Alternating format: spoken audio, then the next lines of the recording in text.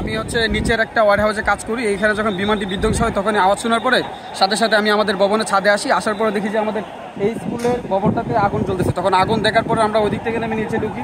ঢুকার পরে দেখি যে ওইখানে ভিতরে বিমানটি বিধ্বংস হতে অনেক বড় একটা ভয়াবহ আগুন দুর্ঘটনা হয়েছে। তারপরে হচ্ছে আপনার এখানে ভিতরে অনেক স্কুলের বাচ্চা ছিল।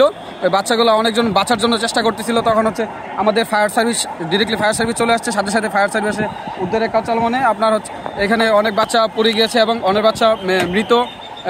অনেক আমরা প্রায় 1.5 ঘন্টার মতো উদ্ধারের কাজ চলছে। এখনও উদ্ধারের কাজ চলছে, শেষ হয়নি এখনও। সেনাবাহিনী এবং হচ্ছে ফায়ার সার্ভিস মিলে উদ্ধারের কাজ চালাচ্ছে এখন।